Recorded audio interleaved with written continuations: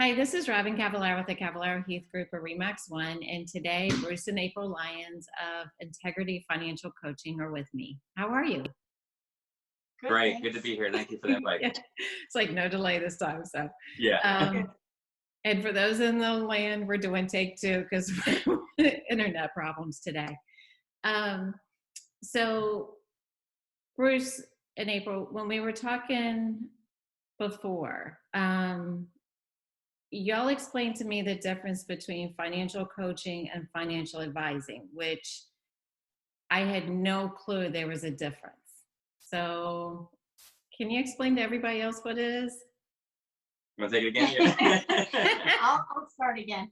So we're financial coaches, meaning that we are actually under Dave Ramsey Financial Coaching entrepreneurs, you could say. Yeah. We went to training and learned his principles, and now we've taken that and started our own business called Integrity Financial Coaching. But financial coaching is very different than advising. We are looking at the day-to-day expenses and incomes, and then we take those and we're creating a monthly budget. So we're getting you prepared to pay off your debt, to be in a comfortable situation, and then we'll educate you to take you to a financial advisor who then will help you invest your money. But we make sure that you're in a place to do that, that you're taking care of your own household, that you're giving as you need to, that you have the right budget set up so that you can make the best choices. And we educate you before we send you to a financial advisor. Would you like to add to that? We have several advisors in the area that we work with, that they appreciate our help because it allows them time to focus on what their job and what their calling is investing. And so, the clients that come to them that want to just start out with investing, and they know what they're supposed to be doing to set up their retirement, and their work is offering a plan, or whoever's offering a plan, they just want to get on board. But most of the time, the financial advisors spend so much time doing all of this, combing through the budgeting and teaching them about proper expenses, and so they end up spending a lot of time in our area instead of in their own. So this actually helps them out. They can send them to us. We're kind of like a personal trainer for them.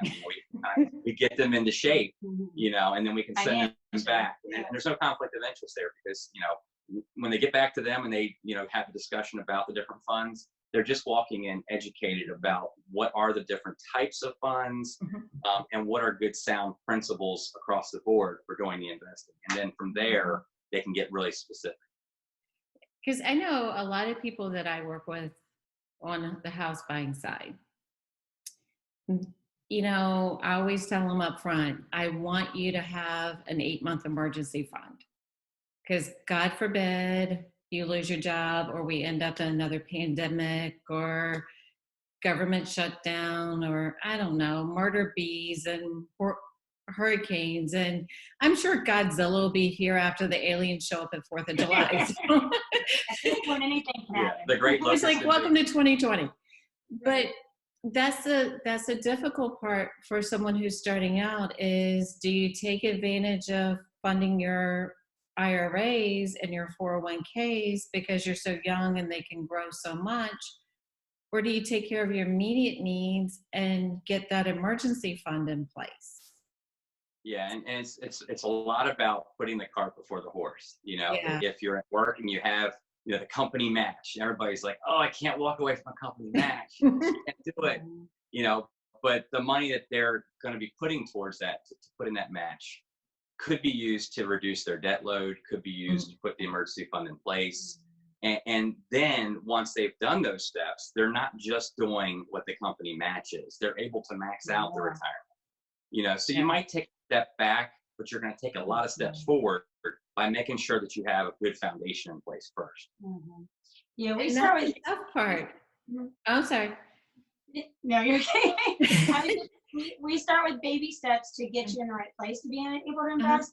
But prior to that, you want to get rid of all your debt. So like Bruce said, you can put more towards the investment. So part of building wealth is great and a part of our program, but it comes after the setting up your budget, after getting an emergency fund. That way you're in a safe place in case if there's a pandemic or you lose your job, then you look at investing for the future. Yeah, and what most advisors are going to tell you is that if you have have the foundation stuff set in place first, and then you start doing the investing, you're going to be way less likely to put it on pause to fix these things that come up, like a transmission in a car, or my kid broke an arm, all these different things that come up that seem like are emergencies, but if you really had your plan in place solid, it wouldn't be. It would just be another day, and then your investments, they're on autopilot.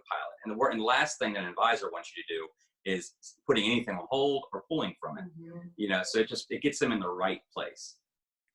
And I love listening to Dave Ramsey. That's one of my go-tos. And it's, I haven't followed his program per se, but he definitely, listened to him, I got my own house in order. And I appreciate that. And that's when you and I met, because it was all over that Facebook post arguing over home warranties. Yeah. And figuring out, okay, we're still on the same page. But I struggle a lot of times with buyers who want to buy with both incomes. And I know from personal experience, I know from clients, and I think you and I have talked about this too, buy on one income. So that if you've got the other one, you can pay down your debt, you can get the emergency fund, you can get the investments. How do y'all work with the clients that y'all have that are thinking about buying houses and keeping them in their comfort zone, as I call it? You want to go with that? I'll start. We're all both ready to go.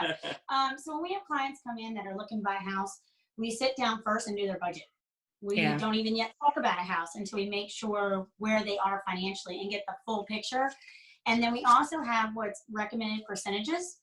And we look at what the income that they have coming in, and then what the appropriate amount per household would be. And we recommend from 25 to 35% of the income should be a house. That way the remaining 75 can go to the other areas they need. Some, utilities, expenses, savings, investing. If they stay within that recommended percentage that we give them, then they still have the funds available every month to do the other things that they need to do and not be strapped. And when the clients come to us and they're just so gung-ho on getting a house, we don't want to stifle that. We want to use that motivation to help them understand that, hey, if we take care of these couple things, then we can get that house we want. Chris Hogan, which is one of Dave's big guys on investing, he talks about having a vision in HD. You want it so crystal clear it looks like a 4K TV, where every little detail about what the yard is going to look like, and what plants you're going to have hanging from your front porch. You want them to visualize that, so that keeps them pumped up and motivated to get through the steps. We just want them to slow down a little bit and realize what the right steps are first.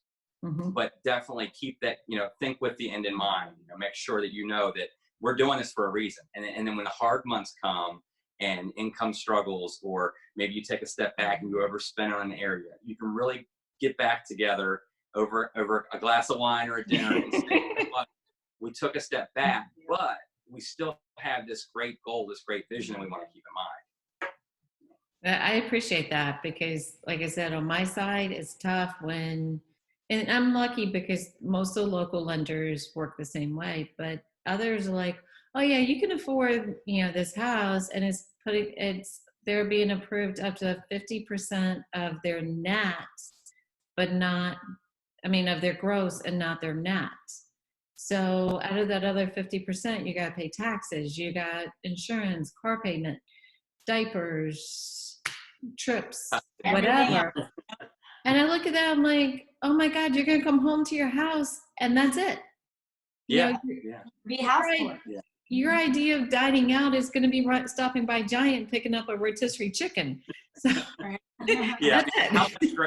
How much greater would it be that if banks wanted people to go to a financial coach first, rather than go get pre-qualified first? Because it's, you can always afford way more on paper, but when you sit down and you look at the risk that brings into your life, and you say, wow, we have so many more expenses that, all the kids' sports and dance recitals and things that bring you good quality of life, you can't do those now because you've overspent on the housing part of it.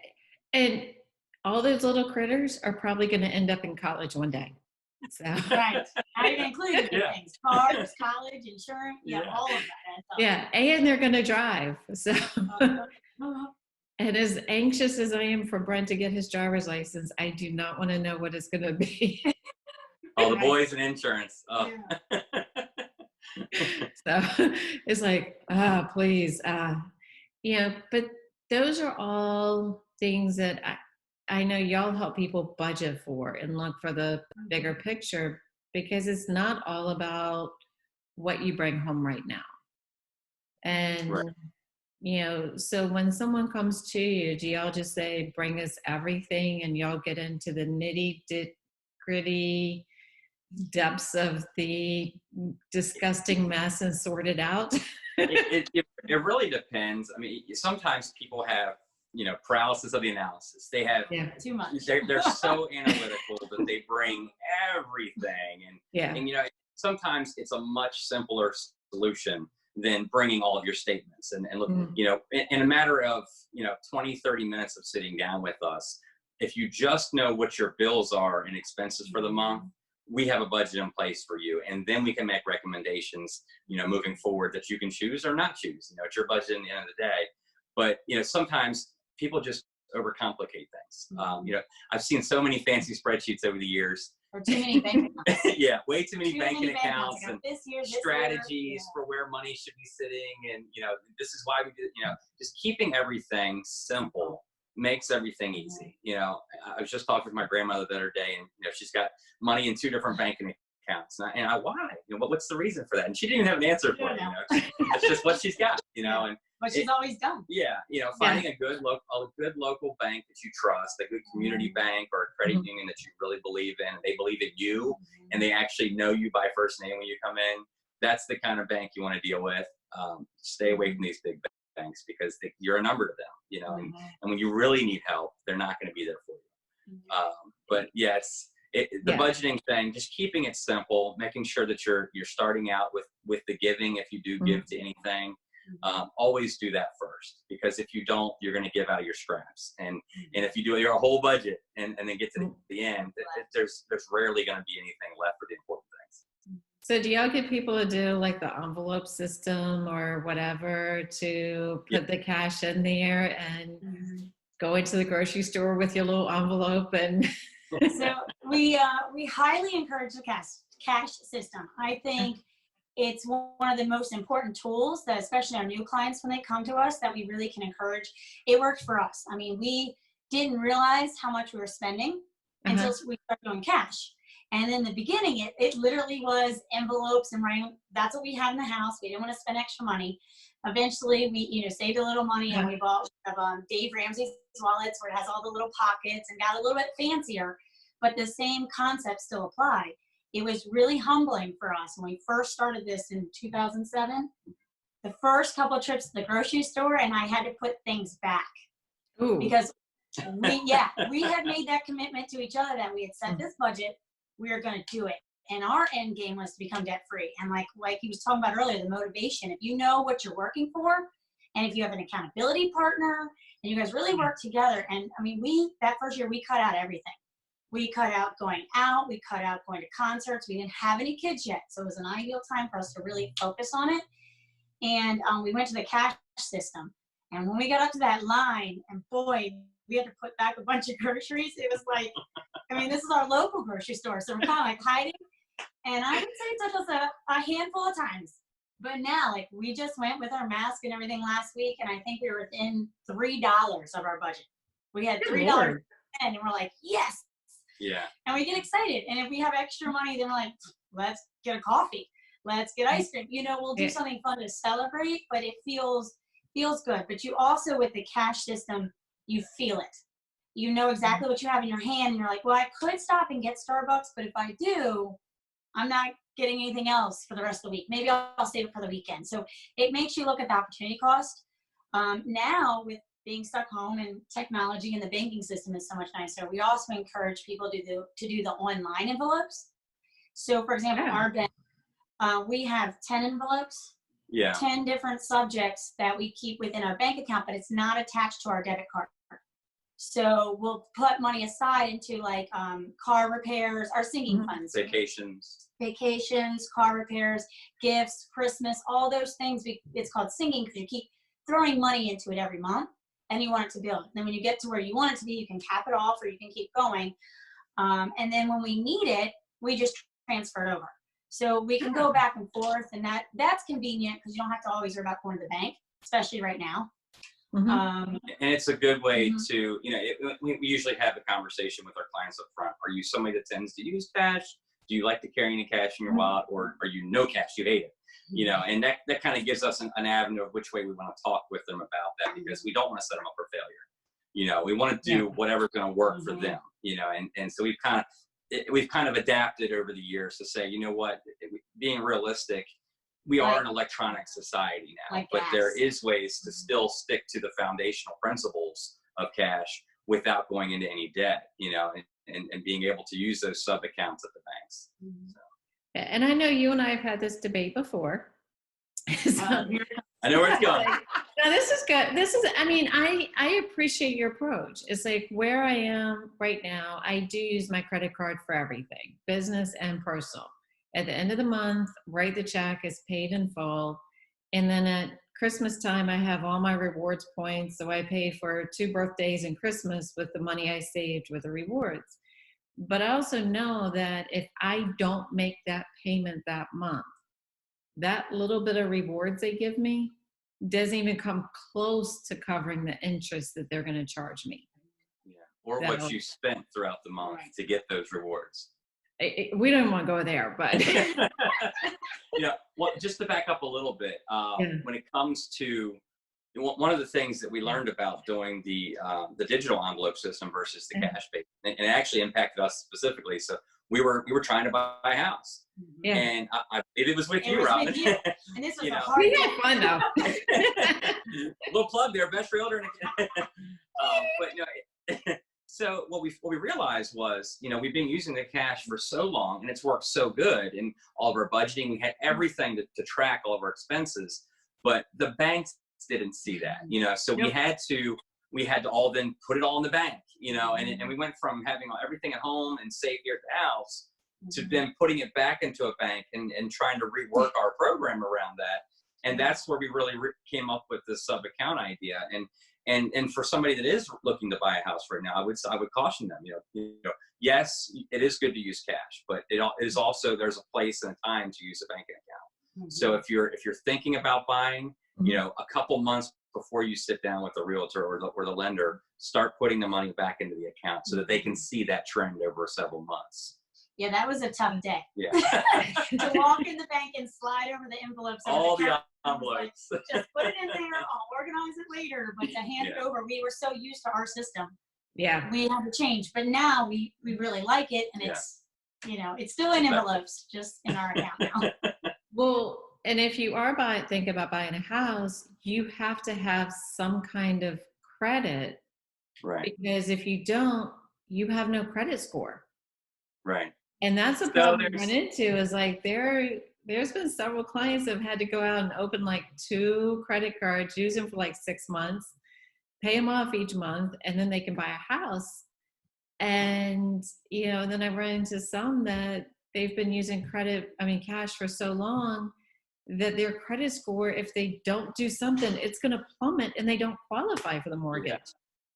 Which so I'll insane. say it really depends on how you start out. Yeah. If you start out never incurring any debt, then you don't have a bad credit score. You just have no credit score. Right. And you can still get a house with no credit score, using traditional underwriting. There are some methods. It's a little more conventional. Proving it on paper, showing your budgeting history, showing your debt to income ratio. So there are methods to go about doing that. And if you've never incurred the debt.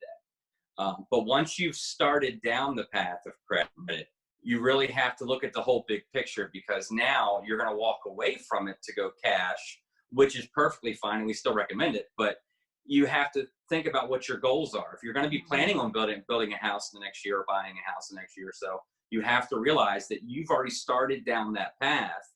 And the last thing you want to do is ruin your opportunity to get a house. So you may need to work that system, for a certain period of time. get in the house, and then once you're established, then let's start working on the debt and getting it all taken care of.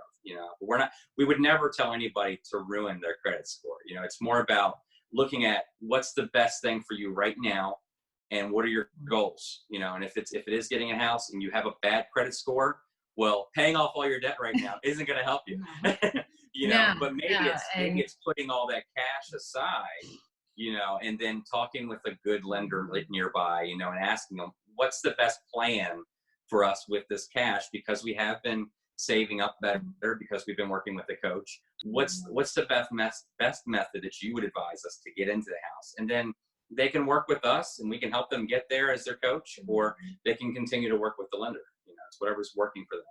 Yeah. And that's what I appreciate about y'all, is that you don't talk anyone into doing something that's going to benefit them in one area, but hurt them in another area. Because so much of finances is a team approach where, I stay in my lane. I'm not a financial coach. I'm not a mortgage lender. I'm not an expert in those areas. So when someone asks me a question, I'm like, well, here's a number you can call. So, I stay in my lane, and and that's so critical no matter what you're doing. And that's what I appreciate about y'all, is that y'all are great with what you do and you stay in your lane. So. Right. Yeah. Not going to pretend to be somebody I'm not. No. One thing, a couple of years ago, I was actually at a training seminar up in DC, and the guy that was in the class with me was a sales representative for Visa. Mm-hmm. Oh. And so I listened to, because he's talking, his part of his presentations that he was doing, was about the lending and, the different methods and all this and that. So, and then I got up and I did my presentation on the opposite, So then after it was over, I actually invited him to lunch, and we had a great discussion. We both kind of talked on our points. And what we've realized at the end of the lunch conversation was there's more than one way to skin a cat. And some people are very good with credit, and they're very responsible with credit, and they pay their bills off on time, and they do all the right things, and their score is amazing.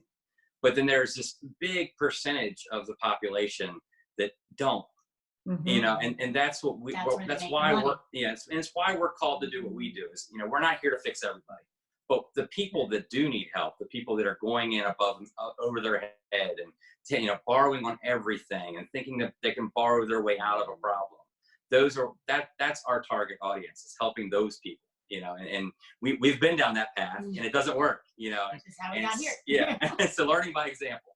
No, I mean, I had a huge eye opener with my kids when they were little, because I can't remember not using a credit card around them. We were in the store one day, and I forget which one of them it was. And I'm like, no, that's too expensive. We can't afford it. And they go, Mommy, you have the plastic card. Just hand it to the lady and they'll give it to you. Yeah. And I looked at them and I said, well, what do you mean? They're like, you hand them the card, they scan it, they give it to you, take it home. I'm like, no, honey, that's not how it works.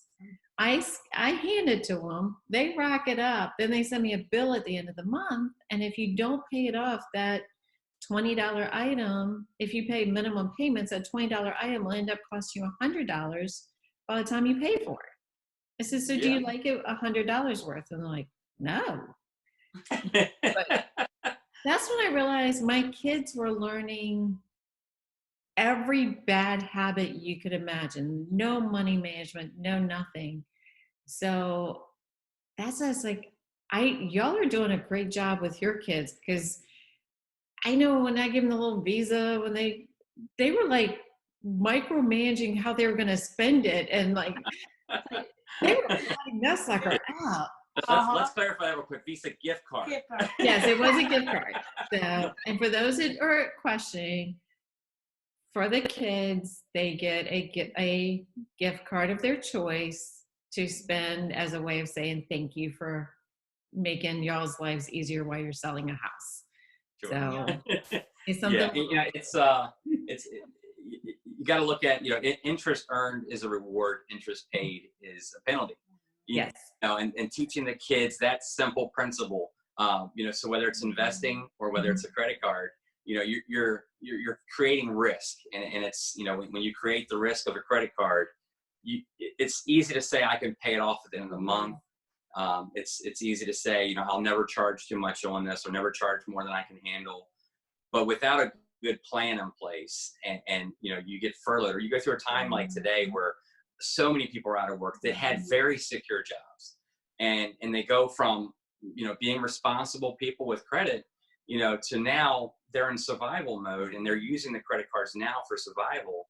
And they don't understand that they're not probably going to be able to pay this back for years, you know. Yeah. And having that good savings in place first to weather that storm, you know, regardless of how many months it is, you know, that's what we're all about, is putting that good plan in place for them.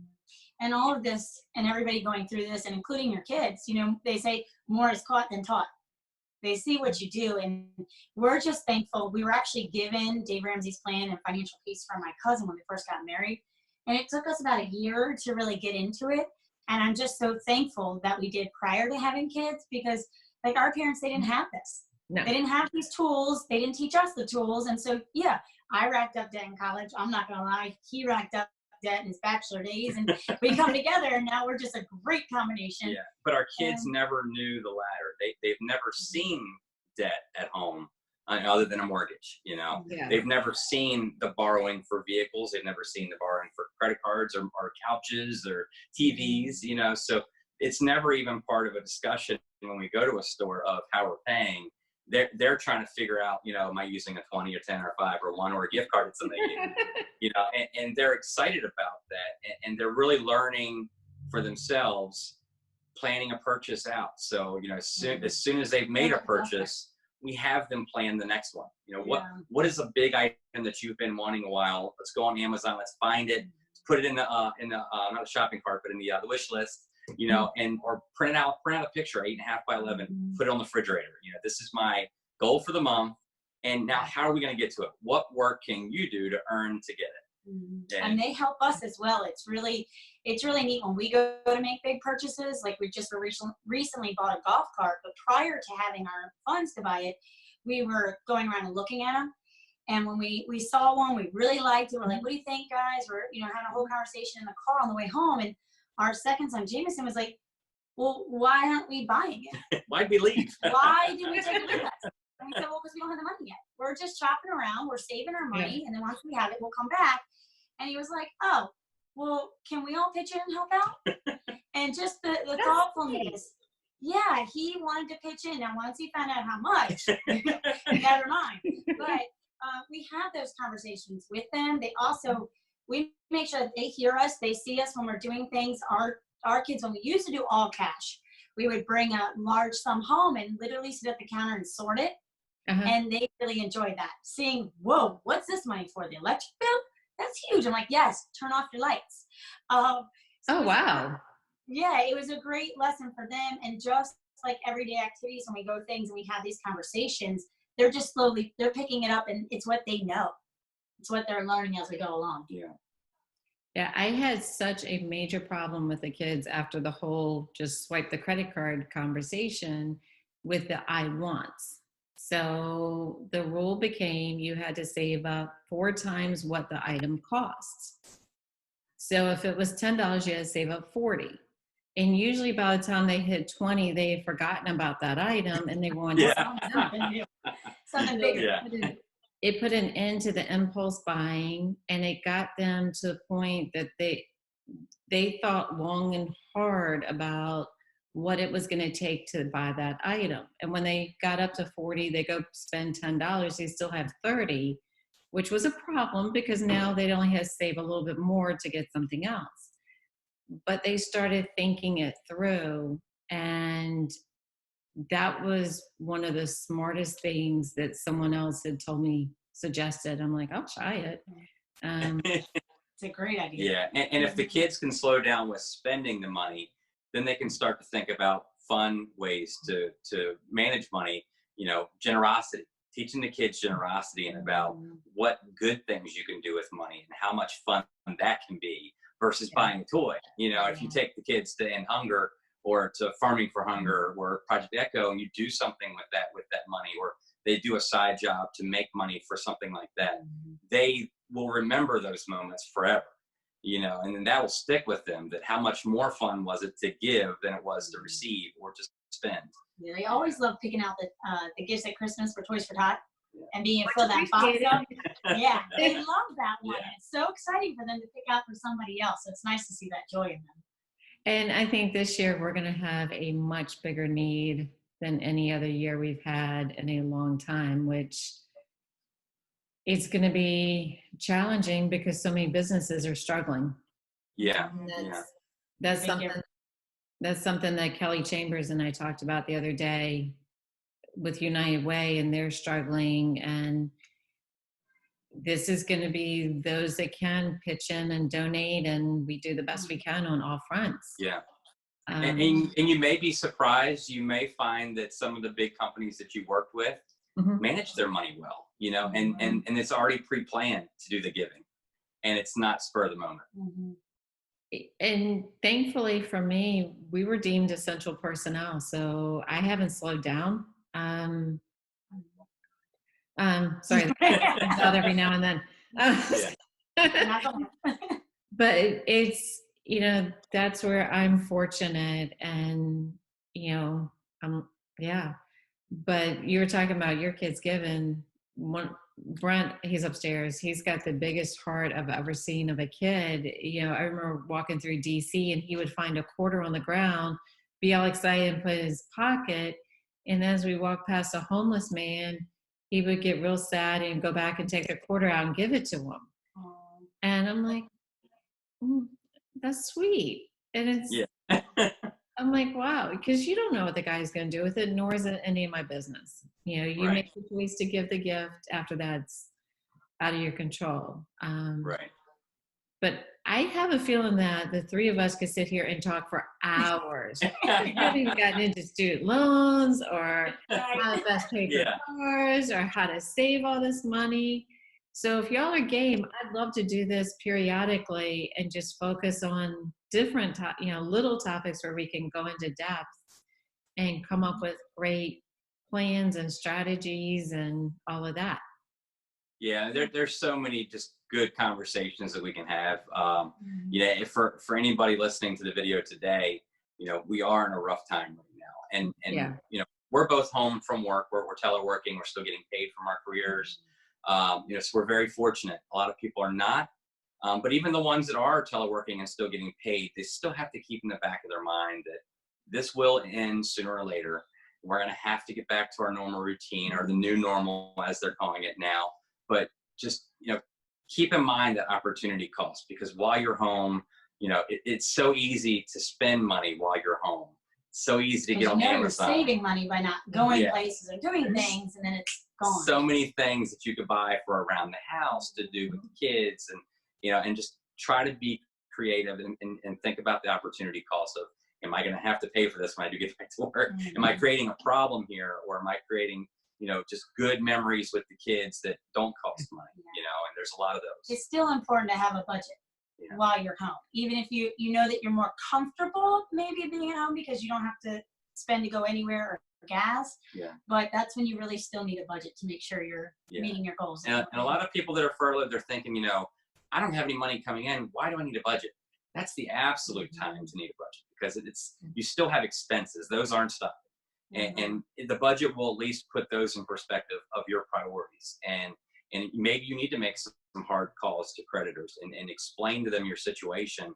And a budget's going to help you do that. It's going to give them a tool to look at, to understand your situation more than just a conversation.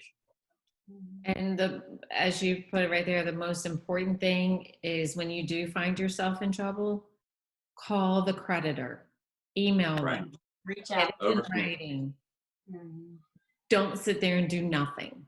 Right. It's not going to magically disappear on its own, Absolutely.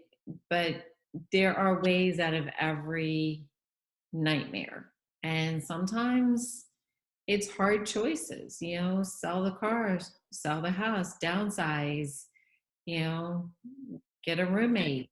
And it's about living to fight another day. There's so many things that you really could do without, if you really looked at the basics of the four walls of food, clothing, shelter, and transportation. If I have those four things covered, I can take a step back, take a deep breath, and know that I can fight another day. We'll figure that stuff out later. And I'll be the first to admit, if I'm buying something for the house, I want to go to the store and buy it. I want to see it. I want to touch it. I want to feel it. I want to think about the process. And with my crazy schedule to squeeze in going to Home Goods or Hobby Lobby or whatever, and by the way, yesterday I was the happiest person on the face of the planet. I actually did not buy anything, but I got to go in a store because I looked at it. I'm like, it wasn't what I was looking at, but my little finger has not hesitated to click on Amazon during this shutdown. Right. And it has been like Santa Claus coming to my house every day. And finally I'm like, this has to stop. Oh, yeah. It's too easy. Yeah, that's a whole nother conversation, Robin, about consumer marketing we can have. And that's a great conversation, actually. Opportunities are awesome. Yeah, because and that's what I told my friend yesterday. I'm like, with the stores open back up, I will spend a whole lot less money. Yeah. Oh, and all the car places now, 0% interest for 86 months. Yeah. So bring it right to you. Bring it right. They make it so easy. Yep. Oh no, it's like ordering pizza. Right. Yeah. Oh wait, let me get a fully loaded Lexus today, and RAV4 tomorrow. So. Right. And they may actually bring a pizza with it. So. Right. And fried toilet paper. Yeah. But guys, I greatly appreciate you taking time, especially on a Sunday when your kids are off entertaining themselves and haven't heard a peep, so they must be having fun. They were threatened well. But I would love to do this again, and we could pick, like I said, there are so many financial topics that we can talk about, that just to kind of put enough information out there. And then they can always call y'all, schedule an appointment to have a one-on-one conversation to get their own house in order and get out of debt. Yeah, we look forward to it. I mean, any topic you want to talk about, we're here for you. I mean, the more people we can reach and spread the message, the better. So. Yeah. So we all have a wonderful day, and it's great catching up. Take care. Thank you. You too. Thanks.